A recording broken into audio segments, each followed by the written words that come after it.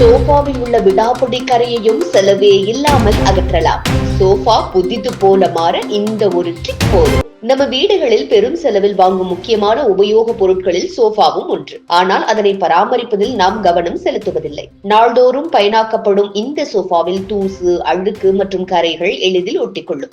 இதை சுத்தம் செய்யாமல் விட்டால் சுகாதார பிரச்சனைகளுக்கு வழிவகுக்கும். வாக்யூம் கிளீனர் போன்ற தொழில்நுட்ப சாதனங்கள் இல்லை என்றாலும் வீட்டிலேயே எளிமையாக சோஃபாவை சுத்தம் செய்ய முடியும். அதற்கான செயல்முறை இதோ. முதலில் ஒரு பாத்திரத்தில் சுடுநீர் ஊற்றி அதில் துணி துவைக்கும் லிக்விட் சோப்பை சேர்க்கவும். பின்னர் அதில் சிறிதளவு வினிகரையும் கலந்து விடவும். ஒரு கலவையில் ஒரு துணியை நனைத்து நன்றாக பிழிந்து வைக்கவும். இப்போது அந்த துணியின் நடுவே ஒரு குக்கர் மூடியை வைத்து சுற்றி மேலே ஒரு ரப்பர் பேண்ட் வைக்கவும். இது ஒரு கைத்துடுப்பை போல ஆகும். இத்துடன் சோஃபாவின் மேற்பரப்பில் சிறிதளவு சோடா உப்பையும் தூவவும். இப்போது ரப்பர் பேண்ட் வைத்த துணியை பயன்படுத்தி சோஃபாவை மெதுவாக துடைக்கலாம். இந்த முறை சோஃபாவில் இருக்கும் அழுக்குகளையும் வாசனைகளையும் அகற்ற எளிதாகும். இந்த எளிய முறையை வீட்டிலேயே செய்து பாருங்கள். உங்கள் சோஃபா புத்தம் புதிது போல பிரகாசிக்க தொடங்கும்.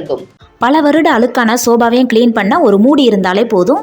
ஒரு பாத்திரம் எடுத்திருக்கேன். இதில் வெதுவெதுப்பான வெந்நீர் சேர்த்திருக்கேன். இது கூடவே துணி துவைக்கிற லிக்விடு 1 ஸ்பூன் சேர்த்துருக்கிறேன்.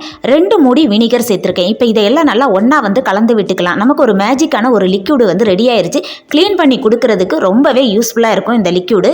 ஒரு கனமான டவல் ஒன்று எடுத்துருக்கிறேன். நம்ம ரெடி பண்ணி வச்சிருக்க இந்த கிளீனிங் லிக்விடில் இந்த டவலை நல்லா இந்த மாதிரி முக்கிட்டு லைட்டாக புழிஞ்சு விட்டுக்கோங்க. ரொம்ப புழிஞ்சிராண்டா, லைட்டாக மட்டும் புழிஞ்சு விட்டுக்கோங்க. அதுக்காக ரொம்ப தண்ணியாகவும் இருக்கக்கூடாது. இந்த மாதிரி புழிஞ்சு விட்டுட்டு டவலை கீழே விரிச்சுக்கோங்க. விரிச்சிட்டு இந்த மாதிரி மூடி எல்லார் வீட்லையும் இருக்கும். அப்படி இல்லை அப்படின்னா குக்கரோட மூடி கூட எடுத்துக்கோங்க. மூடியை இந்த மாதிரி வச்சுட்டு டவல் எல்லாம் ஒன்று சேர்த்து ஒரு ரப்பர் பேண்ட் போட்டுக்கோங்க. நமக்கு பிடிச்சி கிளீன் பண்ணுறதுக்கு ரொம்ப யூஸ்ஃபுல்லாக இருக்கும். பல வருட அழுக்கான கரை இருந்தாலுமே சோபால கிளீன் பண்ணி கொடுக்க ரொம்பவே யூஸ்ஃபுல்லாக இருக்கும். சோபால எல்லா பக்கமுமே இந்த மாதிரி சோடா உப்பை தூவி விட்டுக்கலாம். ஃபர்ஸ்ட் தூவி விட்டுட்டு நம்ம ரெடி பண்ணி வச்சிருக்க இந்த மூடியை இந்த மாதிரி தேய்ச்சி எடுத்தீங்க அப்படின்னா சோபால இருக்கக்கூடிய விடாப்பிடியான அழுக்கு கரை எல்லாமே போயிடும். டவலை நம்ம ரெடி பண்ணி வச்சிருக்க லிக்விடில் முக்கி புழிஞ்சிட்டு மறுபடியும் இந்த மாதிரி ஒரு 3 வாட்டி நல்லா கிளீன் பண்ணி எடுத்துட்டீங்கன்னா சோபால இருக்கிற அழுக்கெல்லாம் போய் சோபா பார்க்கறதுக்கு புதுசு போல நல்ல பளபளன்னு இருக்கும். இந்த மாதிரி கிளீன் பண்ணீங்கன்னா நம்ம கையும் வலிக்காது. சோபால இருக்க அழுக்கு எல்லாம் போய் சோபாவும் நல்லா பளிச்சுன்னு இருக்கும். கிளீன் பண்ணி முடிச்சுட்டு காட்டுறேன். ஃபர்ஸ்ட் சோபா ரொம்ப அழுக்கா இருந்தது. இப்போ நல்லா கிளீன் பண்ணி கொடுத்துட்டு கொஞ்ச நேரம் ஃபேனை மட்டும் போட்டு விட்டுட்டீங்கன்னா நல்லா காஞ்சிரும். இந்த டிப் ரொம்ப யூஸ்ஃபுல்லா இருக்கும். கண்டிப்பா ட்ரை பண்ணி பாருங்க.